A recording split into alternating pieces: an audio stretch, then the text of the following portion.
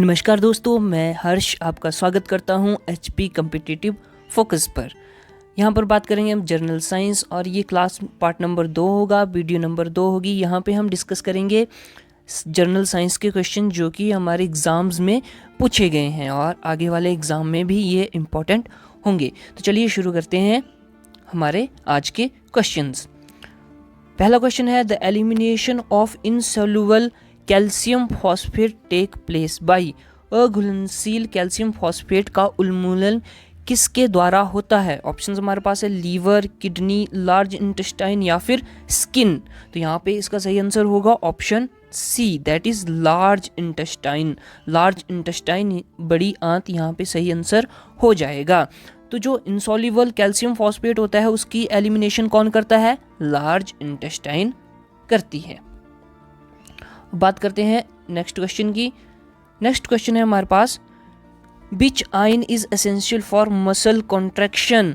पेशीय संकुचन के लिए कौन सा आयन आवश्यक है? ऑप्शंस हैं सोडियम के, हमारे पास पोटाशियम, कैल्शियम या फिर क्लोरीन। तो यहाँ पे सही आंसर क्या होगा?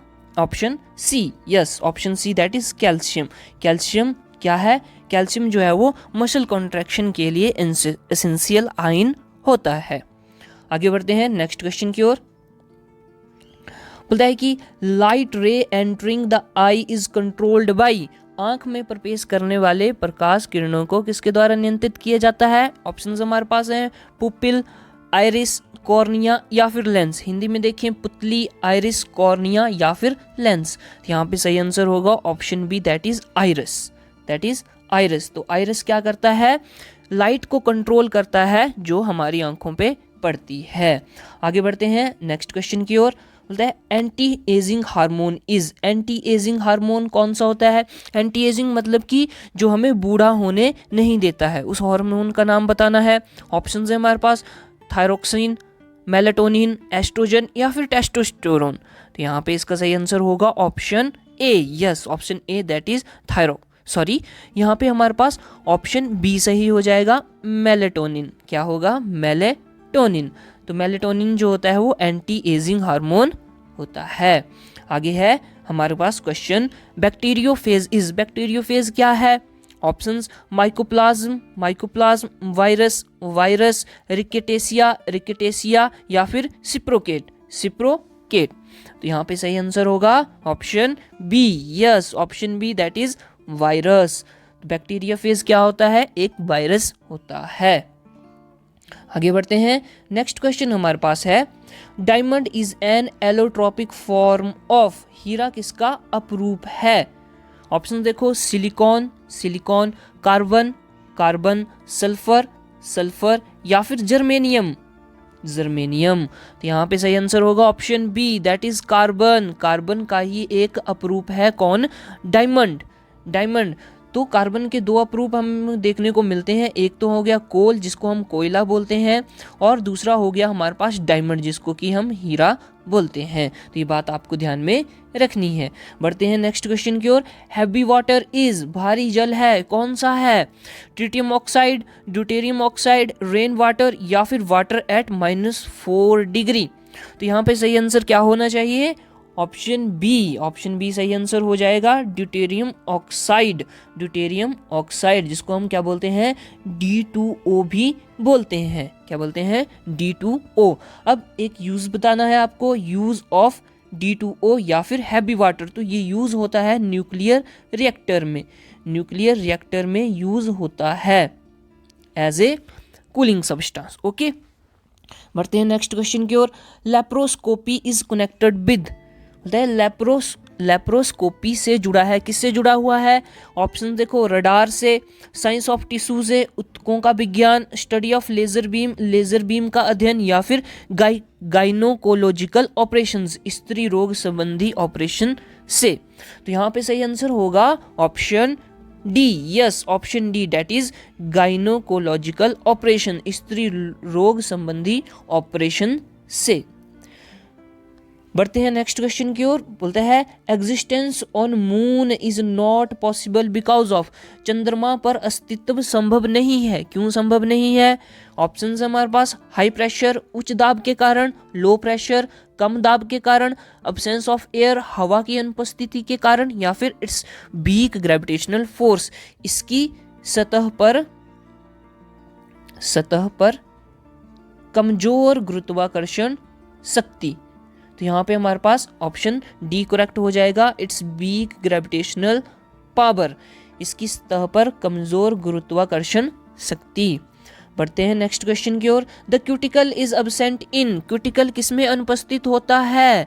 ऑप्शन हमारे पास लीफ पत्ता, स्टेम तना, रूट जड़, फ्रूट फल। तो इनमें से सही ऑप्शन कौन सा होगा? यस, ऑप्शन सी करेक्ट हो जाएगा, रूट। रूट में क्यूटिकल नहीं होता है, तो ये बात आपको ध्यान में रखनी है। आगे है हमारे पास, बोलता है the term R H factor refers to, शब्द आर एच कारक को संदर्भित करता है। ऑप्शंस हमारे पास rhesus factor, rheumatoid factor, renal factor, या फिर रोम्बिक फैक्टर। तो इसका सही आंसर होगा option D, that is rhombic factor. क्या है? Rhombic factor. तो ये एक इंपॉर्टेंट क्वेश्चन है, दोस्तों आगे बढ़ने से पहले सब्सक्राइब जरूर करें हमारा चैनल और साथ में ही शेयर करें हमारी वीडियो। जुड़े रहें हमारे साथ, फॉलो करें हमारा फेसबुक पेज, इंस्टाग्राम पे हमें ज्वाइन करें और साथ में ही टेलीग्राम चैनल को भी ज्वाइन करें।